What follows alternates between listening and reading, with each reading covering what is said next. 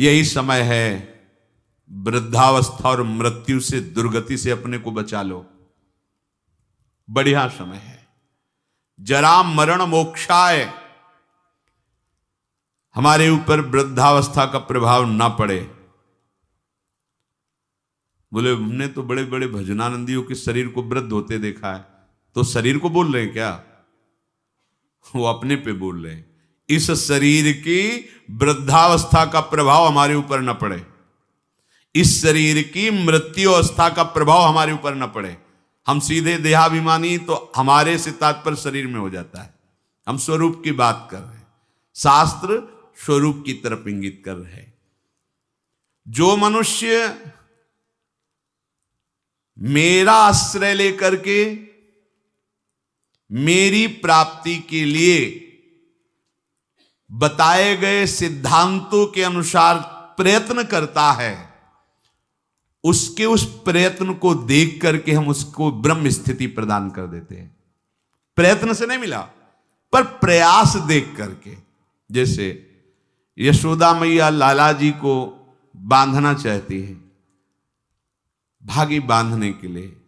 अब लाला दौड़ रहे हैं, मैया पकड़ने की चेष्टा करती, प्रभु पीछे मुड़ मुड़ के देख रहे हैं, मैया के माथे पे पसीना आ गया, श्रमित हो रही, पर वो प्रयत्न नहीं छोड़ रहे। तो प्रभु स्वयं अपने को बंधा दिया। बस ऐसा ही करते हैं। जब उपासक हार नहीं मानता, हर कष्ट सहता है, किसी प्रलोभन में रुकता भी नहीं है, प्रयत्नशील रहता है भगवत प्राप्ति के लिए, तो प्रभु उसके प्रयत्न को देखकर द्रवित हो जाते हैं और अपने आप को प्रकाशित कर देते हैं। अगर हम प्रमादी स्थिति में रहेंगे तो असाधन होता रहेगा, तो असाधन अर्थात पाप, पाप होता रहेगा तो भजन में प्रवृत्ति ही नहीं होगी। पाप रहित जीवन ही दृढ़ भजन के योग्य होता है। बहुत सावधान रहना चाहिए, कोई भी असत क्रिया नहीं हो। बहुत बड़ा इनका दंड मिलता है, ये जीव जानते नहीं, अज्ञान की धरा में मनमानी आचरण करते रहते हैं। भयंकर गतियां, इन सब से हमें मुक्त होने का अवसर मिला है। जो मेरा आश्रय लेकर के मेरे द्वारा बताए हुए सिद्धांतों का, प्रभु ही संत रूप में, गुरुदेव के रूप में, शास्त्र के रूप में, ब्रह्म ऋषियों के रूप में हमें मार्ग बताते हैं, हम प्रयास करें, पूर्णता उनकी तरफ से हो। हम शरणागति का प्रयास कर रहे हैं, पूर्णता उनके हाथ में है। हम उनकी प्राप्ति का प्रयास कर रहे हैं, ये उनके हाथ की बात है। कब कैसे हमें मिलेंगे, कौन सी स्थिति देंगे, ये उनके ऊपर की बात। हमें उसका चिंतन नहीं करना, हमें ये चिंतन करना है कि आराध्य देव के सिवा और कुछ चिंतन ना होने पावे। उस ब्रह्म को, संपूर्ण अध्यात्म को और संपूर्ण कर्म को वो जान जाते हैं। जरा मरण मोक्षाय मामाश्रित यतन्तिते, ये वृद्धावस्था और ये मरण अवस्था, जीते जी मुक्ति प्राप्त करने के लिए मानव देह मिला है। अगर आप प्रयासरत रहे, जीवन में अनुभव आपको नहीं हुआ और कभी भगवद आश्रय छोड़कर आप इधर उधर भटके नहीं, तो आपका शरीर पूरा होते होते भगवान अनुभव करा देंगे। पीछे ऐसा वर्णन किया है स्वयं प्रभु ने कि उस समय मैं स्वयं आकर स्मृति रूप से उसके हृदय में जागृत हो जाता हूं, क्योंकि जीवन भर लड़खड़ाते हुए ही सही पर हमारी तरफ चलने का इसने प्रयास किया है। पर हमने महापुरुषों के मुख से सुना है कि जो उपासक बाल्यावस्था से ही भगवान के मार्ग में लगे हैं, उनको इस बात पर नहीं संतोष कर लेना चाहिए कि मरने के बाद भगवान मिलेंगे। नहीं, जीते जी अनुभव करना है। शरीर छूटने के पहले ही हमें शरीर छोड़कर वो स्थिति प्राप्त करनी है जो भागवतिक स्थिति है, बिल्कुल सच्ची। ये शरीर ऐसे ही अनुभव होने लगता है जैसे कोट, शर्ट, बनियान। स्थूल शरीर कोट, सूक्ष्म शरीर शर्ट, कारण शरीर बनियान, लेकिन पहनने वाला अलग है। पहनने वाला न कोट है, न शर्ट है, न बनियाइन है, बिल्कुल अलग प्रतीत होने लगता है। अपना स्वरूप अपने आप से अनुभव में आता है, किसी इंद्रियों के द्वारा नहीं, किसी करण के द्वारा नहीं। अपने स्वरूप का अनुभव अपने स्वरूप से ही होता है, अपने से ही अपने का अनुभव होता है, इसमें किसी अन्य का सहयोग नहीं है। फिर ये साधना क्यों है? क्योंकि ये पवित्र हो जाएं। ये पवित्र हो जाएंगे तो अपने स्वरूप में लय हो जाएंगे, शांत हो जाएंगे। जैसे शांत जल में ही हम देख सकते हैं, ऐसे शांत अंतःकरण में ही सारे भावों का प्रादुर्भाव होता है। इसीलिए भक्ति में भावों में सबसे पहले रखा गया शांत भाव, फिर दास सख्य वात्सल्य कांता सहचरी आदि। शरीर की मृत्यु के पहले ही शरीर का राग नष्ट हो जाए, ये साधना की फलवृत्ति है। जो जीवन में साधना की है, अब शरीर से ऐसा नहीं कि जिसका शरीर राग खत्म हो जाता है उसे पीड़ा ही नहीं होती, ऐसा नहीं है।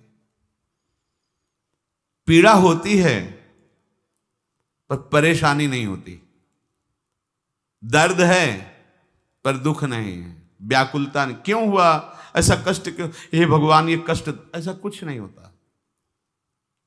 सहज में एक वृत्ति रहती भगवदाकार।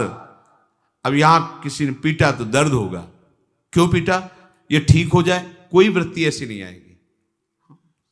जो शरीर में हो रहा है, सर्दी लग रही तो अगेंद्री में महसूस होए कि हाँ सर्दी है, प्रारब्धवशात तो वस्त्र मिल गया ओढ़ लिया, नहीं मिला कोई आकांक्षा नहीं। ये स्थिति है, केवल बुद्धि से तर्कना से नहीं इसे समझा जा सकता, वो स्थिति है।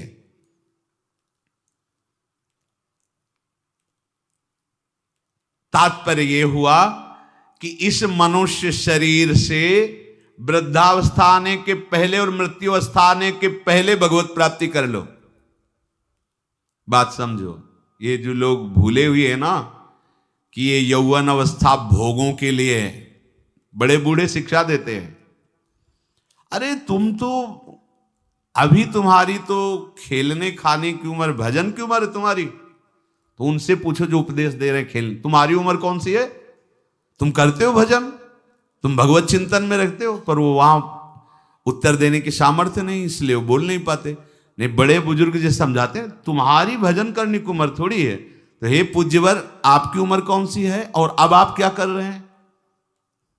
भजन कोई खेल खिलौना नहीं है।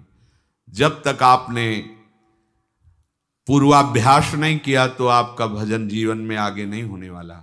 ये भूल जाओ कि लड़का बच्चा परिवार और इनके सब ब्याह बर और सब होने के बाद बुढ़ापे में आराम से जाकर वृंदावन में फ्लैट लेंगे और खूब भजन करेंगे। भूल जाओ, फ्लैट ले सकते हो, आओगे लेकिन यहां प्रपंच ही करोगे, भजन नहीं कर पाओगे।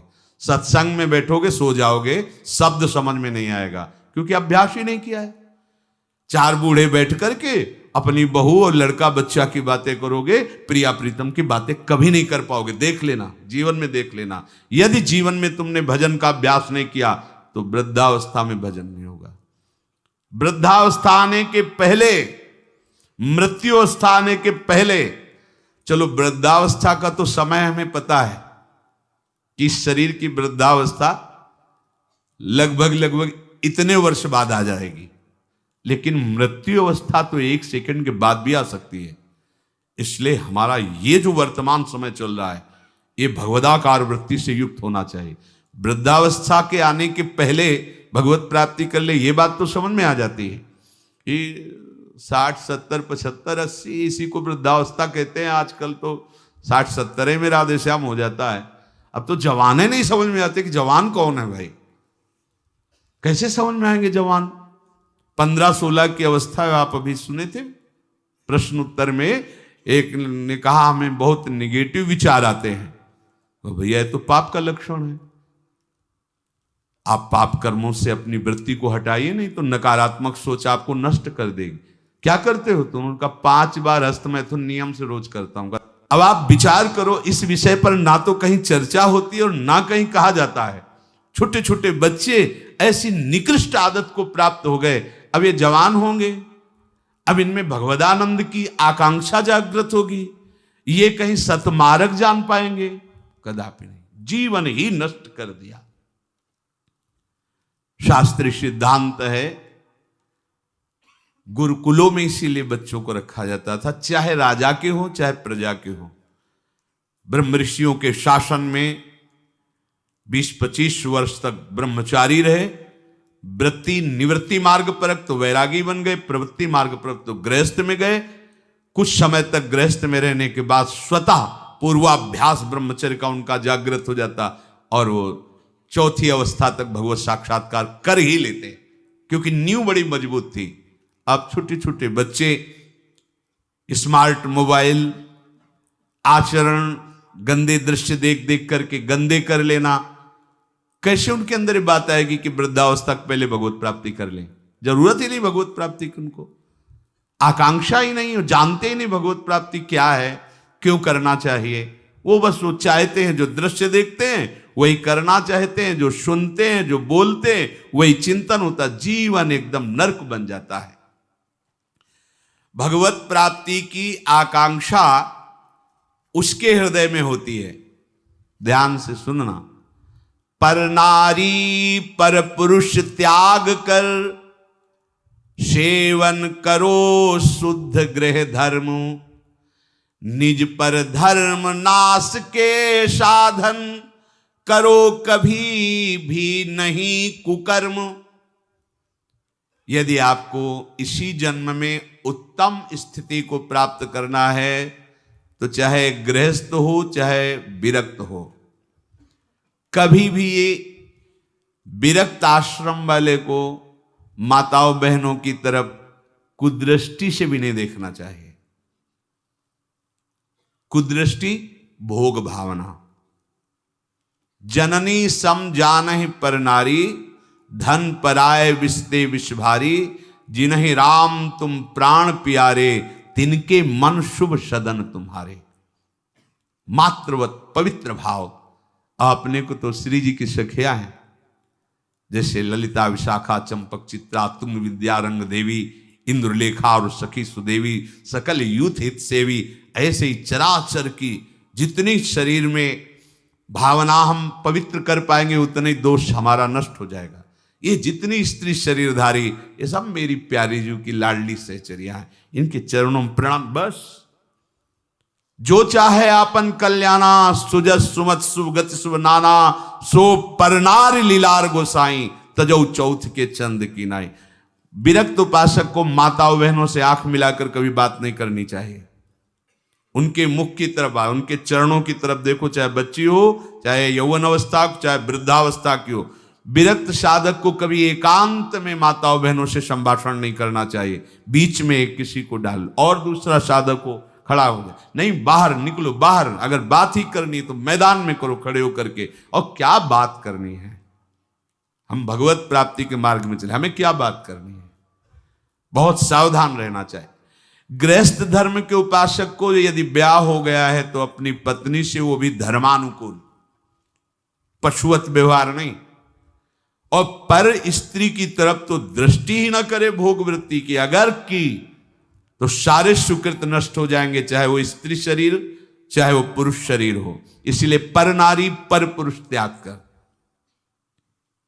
पर ये सत्संग जिनके कानों में नहीं पहुंचता है, शास्त्र स्वाध्याय नहीं करते हैं, वो इसे मनोरंजन समझने लगे, इसे धर्म नहीं समझते, वो इसे मनोरंजन समझ। क्या इसमें बिगड़ जाता है? जो शास्त्र हैं उनका स्वाध्याय कभी करते नहीं। अब उनको जो समय मिलता है तो नौटंकी, नाटक, सिनेमा देखते हैं जिनमें यही सब की पुष्टता होती है, इसी की बाहुल्यता होती है, वही दृश्य देखते हैं। ना तो कभी भगवत प्रेमी महात्माओं की चरण रज में बैठ करके सत्संग सुना, ना शास्त्र स्वाध्याय किया, तो मनमानी आचरण बढ़ते रहते। कैसे भगवत प्राप्ति की बात आएगी कि जरा मरण मोक्षाय। अगर गृहस्थ धर्म में है तो शुद्ध कर्म करे, जो उसके शास्त्र अनुकूल वर्णन किए गए, वो भी सत्संग से ही पता चलेगा शुद्ध कर्म क्या है, अशुद्ध कर्म क्या है। जो दूसरे के धर्म का नाश करता है, कुकर्म करता है, वो कभी साधन मार्ग पर कैसे चलने की सोच सकता है? अगर कहीं उनके अंदर थोड़ी श्रद्धा भी बनती है तो भूत प्रेत की पूजा करता करता जो तामस व्यवहार, अंडे मांस शराब उड़ाता चोरी का करता व्यापार, रखता मन में वैर द्वेष मद करता जो हिंसा व्यभिचार, होता घोर प्रेत वो पाता असहनीय यातना अपार। जरण मरण मोक्षाय नहीं, वो प्रेत बनेगा। प्रेत योनि किसको प्राप्त होती है? तो बोले जो भूत प्रेतों की पूजा करते हैं, जो अंडा मांस शराब ये सब खाते पीते हैं, दूसरे के धन को जो चोरी करते हैं, मन में वैर द्वेष अहंकार रख करके जो हिंसा करते हैं और पर स्त्री से जो व्यभिचार करते हैं, वो घोर प्रेत योनि को प्राप्त होता है। इसका प्रमाण धुंधकारी है, पढ़ के भागवत में देख लेना।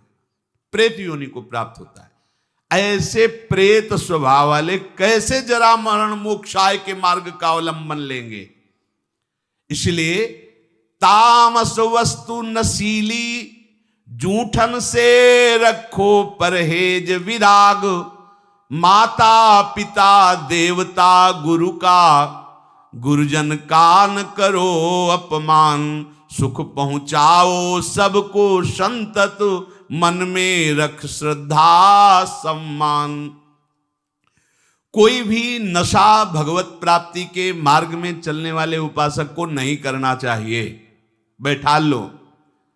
आजकल ये भी बहुत सूक्ष्मता से साधन मार्ग वालों को गिराने के लिए प्रवेश कर गया है कि थोड़ी सी भांग खा लो, बस भगवदानंद में डूब जाओगे, या एक दो चिलम फूंक लो, या अमुक अमुक अमुक।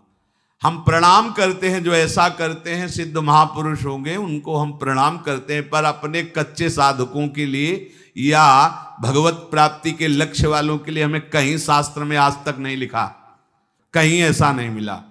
कुछ लोग उदाहरण देते हैं कि भगवान शंकर भी भांग खाते हैं। भगवान शंकर भांग खाते नहीं, पीते हैं, हलाहल जहर पीते हैं। जगत की रक्षा के लिए समुद्र मंथन में निकला हुआ हलाहल जहर पिया। तुम एक धतूरे का फल खा के दिखाओ तो तुम्हें माने उनकी समानता कर सकते हो? जगत रक्षा के लिए भगवान, और यहां से नीचे उतरने नहीं दिया है। यही है नीलकंठ। तुम एक घूंट पानी आरोक के दिखाओ, एक बूंद पानी चला जाए, खोक खोक करते रहोगे। पूरा हलाहल जहर समुद्र मंथन का यह आरोक लिया है, इसलिए नीलकंठ भगवान उनको कहा गया। कहते भगवान शंकर गांजा पीते, कभी देखा चिलम उड़ाते हुए भगवान शिव को? अरे भाई समझो, उस भगवान हैं, वो जगत मंगल के लिए सब किए हैं। वो कोई ऐसा नहीं कि थोड़ा भांग खा के कैलाश। भांग का नशा कितनी मिनट रहता है? बहुत 24 घंटे, 12 घंटे 24 घंटे। शंकर सहज स्वरूप सम्हारा, लाग समाधि अखंड अपारा। 88,000 वर्ष तक की समाधि एक बार में, 88,000 वर्ष। 88 मिनट बैठ के बिना हिले दिखाओ हमें तुम। 88 मिनट बिना हिले डुले पद्मासन लगाओ और 88 मिनट बिना हिले डुले, शरीर कांप जाएगा।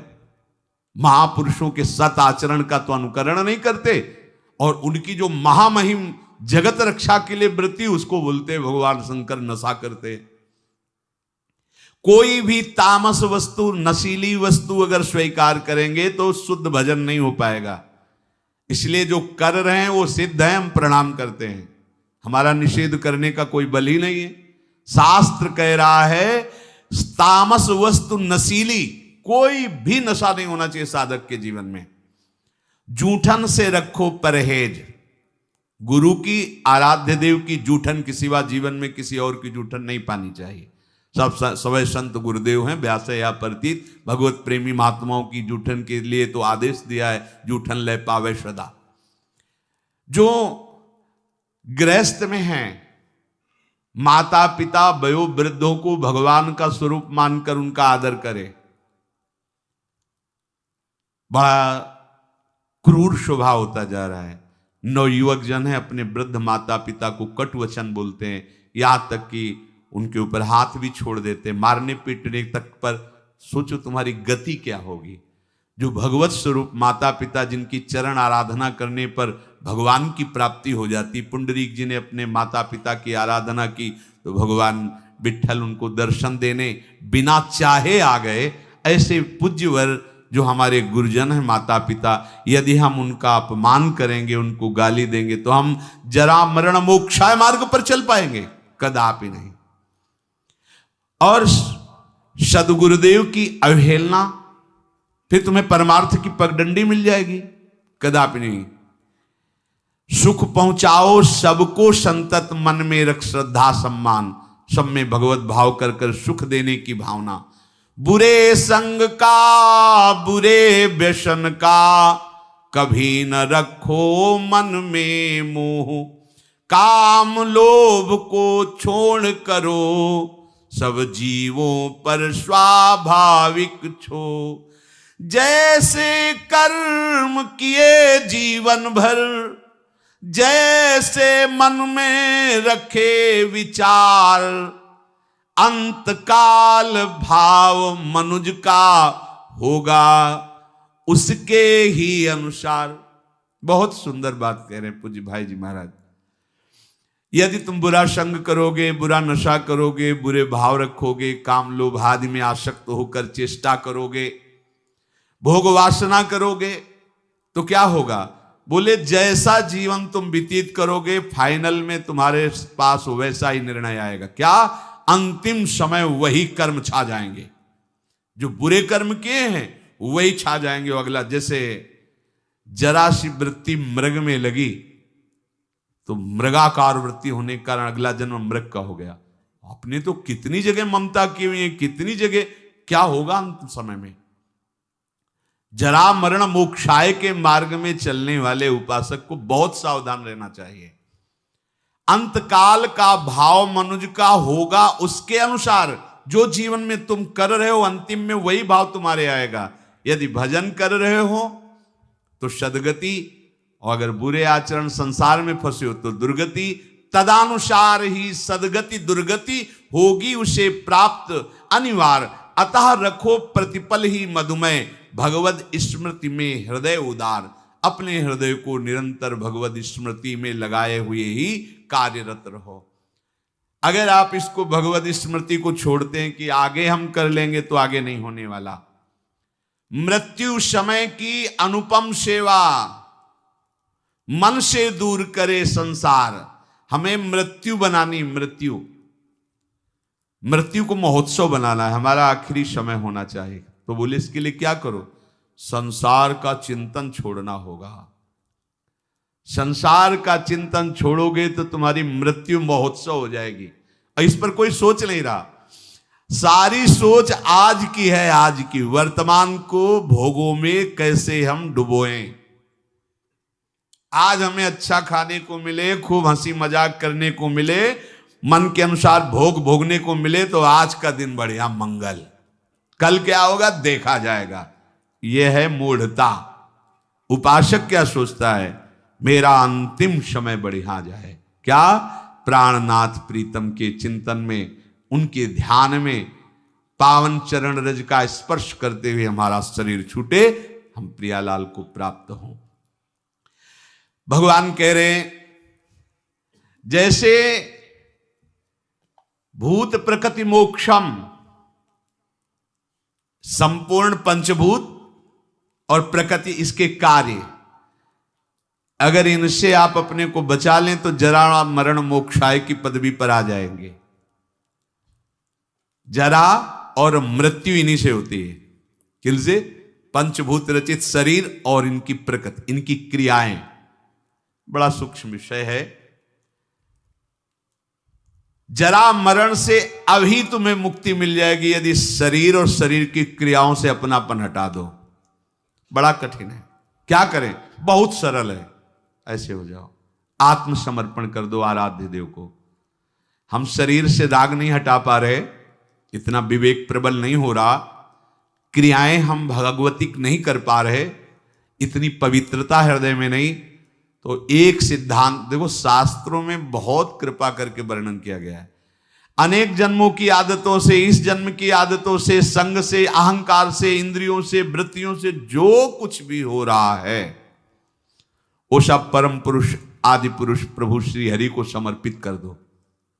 आप भगवत प्राप्ति के मार्ग में अग्रसर हो जाए। इससे बढ़िया और बात क्या हो सकती है? ये करो, ये ना करो, ये नहीं।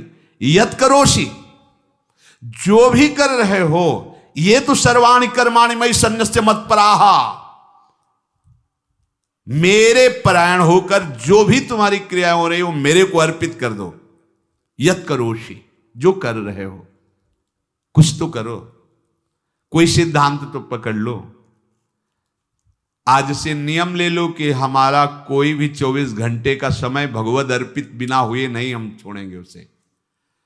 अगर शयन में जा रहे हैं तो जागृत का पूरा हिसाब प्रभु के चरणों में दीजिए, और शयन के बाद जब जगिए तो पूरा शयन दीजिए प्रभु को। प्रभु 10 बजे सोए थे और अभी 1 बजे 2 बजे जो जगे, तो प्रभु ये समय आपके चरणों में समर्पित है। इसमें जो हम नींद में हुए या जो भी नाम जप किया, जो प्रभु आपके चरणों में। अब फिर सुबह जागृत में ये विचार करते रहो, ये क्रियाएं सब प्रभु की प्रसन्नता के लिए हो रही। नाम जप करते रहो, हर क्रिया प्रभु को अभी कुछ ही दिनों में आप देखना आपकी आध्यात्मिक विचार शक्ति बढ़ जाएगी, आपका विवेक पवित्र हो जाएगा। पर ये अभी 1-2 दिन करोगे फिर भूल जाओगे। भूलो नहीं, अगर भूलते रहोगे तो ज्यादा समय नहीं अपने लोगों के लिए पास। ये बहुत डींगे हाँकते हैं हम अभी बड़ा समय। ब्रह्मा जी के देश में, ब्रह्मलोक में ऐसे कमल की पंखुड़ी में ऐसे छेदो तो अपने यहाँ का 1 वर्ष हो जाता है। अगर वो 80 बार ऐसे कर दिए तो हम गए 80 साल ही होगी वो तो उम्र, 60 70 80 85 कितनी उम्र है। बहुत जल्दी तत्पर हो जाओ। पर सब कोई तत्पर नहीं होगा, सब तत्पर हैं यहाँ जगत सजाने में। अरे हम जगत सजाने के लिए नहीं आए, हम जगदीश को पाने के लिए आए। ये हृदय का चिंतन बदलो, क्योंकि ये जरा मरण स्वरूप में नहीं होते, ये शरीर में होते हैं। अब स्वरूप का परिचय ही नहीं। लोग बहुत जानकार जैसे ज्यादा बातें बनाते तो कहते भैया 3.5 हाथ के शरीर में रहते हुए कई साल हो गए? बोले 40। तो जाना तुम कौन हो भाई? हो कि 100-200 हाथ का है तो खोजने में समय लगेगा। 3.5 हाथ के शरीर में आप हैं, आप अपने को नहीं जानकारी कर पाए तो आप कितने बड़े जानकार हैं? औरों की जानकारी क्या लोगे? आप अपनी जानकारी नहीं कर पाए, 3.5 हाथ के शरीर में हो, कैसे भूल भुलावे में हो? बोले हम तो रोज अपने को देखते, शीशा में देखते हैं, बढ़िया गोरे चिकले गाल और सब। ये तो प्रकृति की रचना का, पंचभूत का एक नमूना है। ये नमूना है, नमूना हमारा थोड़ी स्वरूप है। बस ये पहली सूरज गई तो जरा मरण मोक्षा है, क्योंकि जरावस्था इसी में होती है और मरण अवस्था भी इसी की होती है। प्रकृति के कार्य शरीर के साथ जब तक तदात्म रहेगा तब तक जरा मरण मोक्षाय नहीं हो पाएगा। संबंध विच्छेद करना ही है इस शरीर से। सारी चेष्टा इसी शरीर के सजाने की है और शरीर को मैं मानने की पुष्टता की है। और हम बनते हैं साधक, हम बनते हैं अध्यात्म मार्ग के पथिक। जब कोई उपासक शरीर के साथ तदात्म मैं आज तक नहीं भूल पाए, देखो ना, जब आप तिलक लगाते हैं शरीर के माथे पे लगाते हैं, अपने माथे पे लगाते हैं, वो समय आता है क्या? नहीं, एक एक बाल संभाल करके, क्योंकि मैं हूं, मैं, बस यही अंतराय है। अब ये गूढ़ बात कैसे समझ में आएगी? यहां तो बात समझने के लिए बस इतनी कि वो उपाय बताओ जिससे चेक पर चेक पास होती है, वो उपाय बताओ जिससे खूब भोग भोगने के लिए बल बढ़े और खूब भोग मिले, बस जीने की। जीते किसके लिए हो? इसका उत्तर नहीं, इसका उत्तर नहीं। किसके लिए जी रहे हैं? भोगों के लिए जी रहे हैं, भोग भोग रहे हैं, जीने के लिए, बस इतना ही क्रम है मूढ़ता का। शरीर के वृद्धावस्था होने पर जब शरीराभिमानी मैं मानता रहा है, अब वो अपने को मान लेता है कि मैं वृद्ध हो गया हूं, पर वासना बहुत प्रबल हो जाती वृद्धावस्था में। पहले हमको ये भ्रम था कि ये जितने विकार हैं जवानी के हैं, इसके बाद शांत हो जाते होंगे, फिर बाद में अन्य वृद्धजनों से बात करके और शास्त्रों से पता चला कि यदि 40-45 की अवस्था, पूज्य पंडित श्री गया प्रसाद जी की वाणी, 40-45 वर्ष की अवस्था तक आपने अपने विकारों पर विजय प्राप्त नहीं की तो आगे और भयंकर रूप धारण कर लेंगे। और वृद्धावस्था में तो ये ज्वलंत, लोग कहते जवानी में विकार ज्वलंत होते, नहीं नहीं, वृद्धावस्था में होते, क्योंकि अब उसकी दुर्गति करवानी है ना। अंदर विकार भरे होते हैं और शरीर भोग लायक नहीं होता, बस मिटिया मिट, वो मलिन विचार उसके आगे बढ़ने नहीं देते। ये देखो कैसे जरा मरण मोक्षाय हो पाओगे। अभी से सुधार करो, आज से सुधार करो। एक आए थे हितधाम में, वो आप लोग जानते हैं उनको, उन्होंने कहा कि हम विरक्त वेश लेना चाहते हैं। दोनों पति पत्नी सब कार्य निवृत्त हैं और हाँ ठीक है, अच्छा है, चौथापन है, विरक्त भाव होकर वृंदावन बात, वो फ्लैट भी खरीद लिया। हमका ठीक है, आप ऐसा कर सकते हैं, अच्छा है, जब जागे तभी मंगल, आप जो आयु बची वृंदावन वास करते हुए भजन करो। पर हमारे यहाँ पर सिद्धांत है कि रज के पात्र में पाया जाता है और कोशिश करे कि जमीन में ही आसन लगाकर शयन करे। बहुत संसार के तो सब भोग आप भोग ही लिए, और दोनों अलग अलग आसन पर लेटना। वो रुक गए, उनका अलग अलग आसनों पर। हम कहा हाँ, ये विरक्त होने पर तो फिर यही होगा ना, मतलब अलग अलग आसनों पर। तो उन्होंने स्पष्ट कहा कि इनको फिर नींद नहीं आएगी तो हम विरक्ति नहीं ले पाएंगे, और नहीं ली। और वो वृंदावन से, ये आप क्या समझते हो, बुढ़ापा में जीवन में भजन नहीं किया तो बुढ़ापा में आके तुम ऐसे नहीं। बहुत विचित्र राग है, माया का ऐसा राग नहीं है। जो ये मैं मानता है कि शरीर मैं हूं, शरीर पे मेरापन टिका हुआ है, तो जन्म मृत्यु जरा व्याधि दुख दोषानुदर्शनम वो नहीं कर पाएगा। जन्म मृत्यु जरा व्याधि दुख दोष ये नहीं देख पाएगा वो शरीर के। जन्म मृत्यु जरा व्याधि दुख रूप दोषों को देखना विवेकवानों का कार्य है। ये शरीर में बिल्कुल ममता नहीं रह जाती जब आप भगवत प्राप्ति का लक्ष्य करोगे। भगवत प्राप्ति का क्या, हमें लगता है अगर विशेष कोई कामना अपना जोर दे दे तो शरीर का प्यार खत्म हो जाता है। कोई कामना विशेष जोर दे दे, अपने स्वरूप में आ जाए कामना, तो फिर उसे कुछ याद नहीं रहता, मरना मंजूर है, लेकिन वो अपने लक्ष्य पर आगे बढ़ जाएगा। फिर भगवत प्राप्ति की कामना और शरीर का राग बना रहे, कैसे हो सकता है? इसका मतलब है अभी भगवत प्राप्ति की जलन नहीं हुई हृदय में, भगवत प्राप्ति की लालसा नहीं हुई। ये मैं मेरापन से मुक्त हो गए तो जरा मरण से मुक्त हो गए, क्योंकि शरीर के साथ माना हुआ संबंध बड़ा कठिन है त्यागना। तो इसे क्या करें, कैसे संबंध का त्यागे? हम नया संबंध बनाओ। क्या नया संबंध? अभी तक जितने संबंध बनाए उन सब संबंधों ने तुम्हें बांधा है।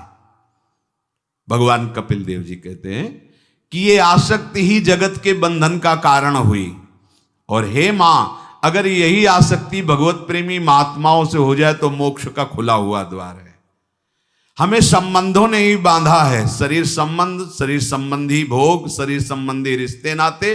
अब हम एक संबंध और प्रकट करते हैं, अपने आत्मस्वरूप गुरुदेव का।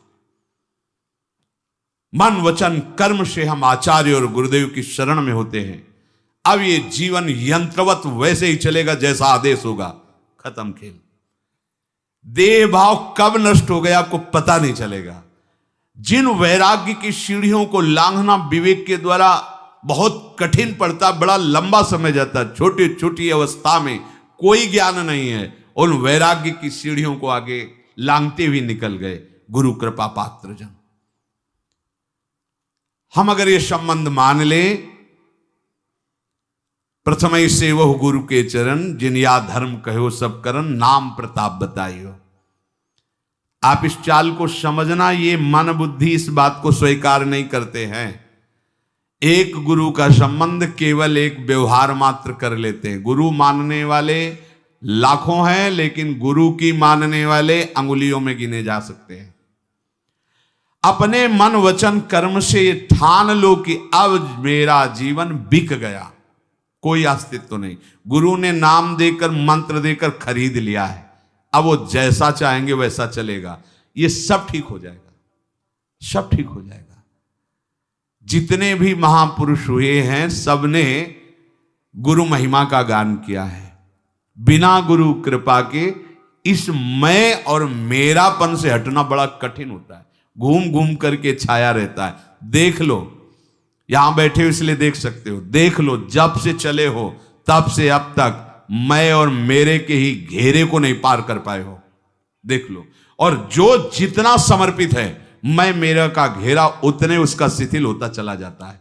ये आत्मसमर्पण से सब ठीक हो जाएगा। हमारा प्रगट में शासन चाहिए, क्योंकि छवि तुम्हारे घर में विराजमान हो, कभी तुम्हें डांटी क्या?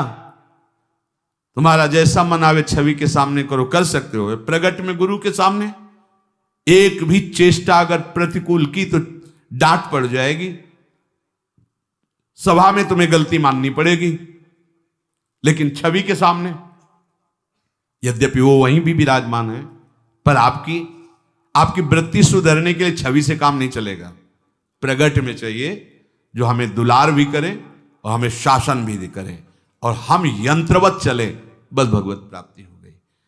ऐसा ना होता तो भगवान श्री कृष्णचंद्र जो नीचे बैठते हैं, संदीपनी जी ऊपर बैठते हैं। संदीपनी जी कौन है? बोले भगवान के गुरु हैं। क्या पढ़ा रहे हैं? बोले वेद पढ़ा रहे हैं। वेद कौन है? बोले भगवान के श्वासों से निकले हैं। जाकी श्वास वेद श्रुति चारी, सो हरि पढ़े ये अचरज भारी। संदीपनी जी के गुरुदेव भगवान कुछ समय के लिए विक्षिप्त का स्वांग किया, पागल जैसे। जितने शिष्य थे सब भाग खड़े हुए, लवशंका फेंक रहे हैं, थूक रहे हैं, मार रहे हैं, ऐसा मनो पागल हो गए। ऐसा काफी समय तक ये उन्माद स्थिति रही उनकी। एक दिन शांत भाव में हुए तो देखा संदीपनी जी ही केवल पास में, तो उनका बेटा और सब कहां गए? बोले गुरुजी वो तो अपने घर चले गए। क्यों? क्योंकि आपकी चेष्टा ऐसी प्रतिकूल होती थी, मारना, थूकना, पेशाब फेंक देना, ऐसा, तो लोग तो सब और तुम क्यों नहीं गए? बोले गुरुजी फिर आपको भोग कौन लगाता, आपका स्नान कौन कराता, बस। तो क्या हमारी प्रतिकूल चेष्टा तुम्हारे प्रति नहीं हुई? गुरुजी अब हमारा जीवन ही नहीं है, वो जीवन तो आपका जीवन है। अब जैसा आप हो, तो हमें कुछ इसलिए बुरा नहीं लगा कि ना मेरा तन है, ना मेरा मन है, ना मेरा प्राण है। हमने तो आपके चरणों में समर्पित कर दिया। अब आप चाहे मारो या दुलार करो, इससे मुझे कोई मतलब नहीं, क्योंकि ये जीवन आपका है। आंसू आ गए गुरुदेव के, हृदय से लगाए। और बेटा, जिस परब्रह्म की उपासना हमने की, उपासना के बल से जिसका साक्षात्कार किया, वही ब्रह्म तुम्हारा शिष्य बनेगा करके। वही संदीपनी जी ऊंचे आसन पर बैठे और जगत गुरु भगवान श्री कृष्ण हाथ जोड़े नीचे बैठे, उनकी आज्ञा का पालन कर रहे हैं। चाहे शिव विरंच सम होई, गुरु बिनु भवनिधि तरे न कोई। क्यों? क्योंकि ज्ञान हो सकता है तुम्हें, चतुराई आ सकती है तुम्हें, लेकिन अहम की वृत्ति का नाश समर्पण से ही होता है। वो जब समर्पित हो गए, अब जैसे कह रहे हो वैसे हम चल रहे हैं। हम तो कुछ कर नहीं रहे, जो करवा रहे हैं, जैसे चला रहे हैं। अहम खत्म, दैन्यता तो मैं मेरापन गया। यही है बंधन का कारण, मैं और मेरा, अपना अस्तित्व, अपना अलग भाव। देह की सीमा में जब तक हम बंधे हैं तब तक महात्मा नहीं हो सकते। महात्मा का सर्वात्म भाव होता, सर्वात्म भाव। सब रूपों में मेरे आराध्य देव, या सब रूपों में मैं, ब्रह्मज्ञानी सब रूपों में मैं, भक्त सब रूपों में आराध्य देव। मामाश्रित यतन्तिते, जिसने मेरा आश्रय ले लिया, मेरे आश्रित होकर जब मैं साधन कराता हूं तो अभिमान नहीं होता। और जब उपासक स्वयं में कर्ता भाव लेकर यत्न करता है तो अभिमान छुपा पुष्ट होता रहता है। मैंने ऐसा कर लिया जिससे मुझे ऐसा अनुभव हुआ, और मैं ऐसा कर लूंगा जिससे मुझे ऐसा अनुभव होगा। ये सब अहम की धरा में होता है। और जब मेरा आश्रय ले लिया जाता है तो उसको यह अनुभव होता है कि प्रभु ने ऐसा कराया, तो ये अनुभव हुआ, प्रभु ऐसा करा लेंगे तो वो भी अनुभव हो जाएगा। उसके जीवन में सावधानी ये रहे कि आलस्य और प्रमाद ना आने लगे कि भगवान की कृपा से सब हो जाएगा तो भजन करने की जरूरत क्या है, गुरु कृपा से सब हो जाएगा, अब भजन करने की जरूरत नहीं। अच्छा चलो ठीक, तो फिर प्रमाद करके अन्य जो असाधन है वो भी करने की तुम्हारी रुचि नहीं होनी चाहिए। पक्का समझो बस इसी से हो जाएगा। पर होता क्या है, हम ये तो कह देते हैं कि भगवत कृपा से सब हो जाएगा, ये छोड़ दिया यहां और करने लगते हैं असाधन, फिर भगवत कृपा कैसे आप पर जागृत होगी। सच्ची कह रहे हैं, ये स्थिति छोटी मोटी नहीं कि आज से हम कुछ नहीं करेंगे। झांक के देख लीजिए, ये बहुत बड़ी परमहंस स्थिति है। कुछ नहीं, न शुभ ना अशुभ, न सत ना असत, ये साधारण है। कह देते कि सब भगवान की कृपा से हो जाएगा। हाँ ठीक है, बहुत बड़ी बात है ये, पर आप अब अपने शरीर और मन को प्रकृति में लगाएं, भोगों में लगाएं और फिर कृपा का आश्रय, गलत बात। इसीलिए कृपा पात्र वही है जो मन बुद्धि चित्त अहम पूरी चेष्टाएं जिनका आश्रय लिया उनमें लगा दिया जाए, उनके बल से ये लग जाएंगे। जो नित्य निरंतर प्रभु का चिंतन करता है, प्रभु का आश्रय लेकर के, तो उसका शरीराभिमान नष्ट हो जाता है, उसका कर्ता भाव नष्ट हो जाता है, स्थायी भाव उसके हृदय में आ जाता है भजन का। अभी अस्थाई है, थोड़ी देर भजन हुआ, थोड़ी देर विषय चिंतन हुआ, थोड़ी देर प्रभु अच्छे लगे, थोड़ी देर संसार अच्छा लगा। भगवद आश्रय लेकर हमारे हृदय में जो अब साधन की वृत्ति आ रही मेरे प्रभु दे रहे हैं, उनकी कृपा से हो रहा है, ऐसा मानकर पूरा प्रयत्न भजन में लगा दे तो देहाभिमान गलित हो जाता है, देह भाव रहित हो जाता है, स्थायी भजन की प्रवृत्ति जागृत हो जाती है। अगर अहम है तो साधना करने पर उसको भगवत प्राप्ति नहीं होती, क्योंकि अहम ही मूल है। शरीर और संसार में थोड़ा भी महत्व है तो अहम है, उतनी ही भगवत प्राप्ति में देरी है जितना अहम है। यह सूक्ष्म विषय है। इन बाधाओं को दूर करने के लिए आत्मसमर्पण अत्यंत आवश्यक है। संसार की स्वतंत्र सत्ता नहीं है, शरीर की स्वतंत्र सत्ता नहीं है। विचार करो, ये यंत्रवत वैसे ही माया से चल रहा है, यंत्रारूढ़ानिमम माया। तुम वैसे भी कुछ नहीं कर रहे हो, त्रिगुण माया के द्वारा हो रहा है। अब तुम ये स्वीकार कर लो कि प्रभु का मैं हूं, तो माया से त्रिगुणातीत भाव की तरफ आप बढ़ जाओगे। जो प्रभु का आश्रय लेकर के प्रभु के बल से यत्न करता है, उसका अहम गलित हो जाता है और प्रभु की कृपा से उसका साधन तीव्र हो करके वो जरा मरण मोक्षा स्थिति को प्राप्त हो जाता है। वो वृद्धावस्था और मरण अवस्था का प्रभाव जहां पड़ता है उससे ऊपर हो जाता है। कोई भी प्रभाव से दुखी या सुखी नहीं कर सकता। इसलिए भगवद आश्रय लेकर निरंतर भगवत कृपा से भजन का प्रयास करते रहो। प्रभु बड़े कृपालु हैं, प्रियाजू बड़ी कृपालु हैं। हमारा प्रयास विफल नहीं होगा, हमारा भजन का प्रयास व्यर्थ नहीं जाएगा। निश्चित इसी जन्म में हमारा देहाभिमान गलित होकर भगवत चरणारविंद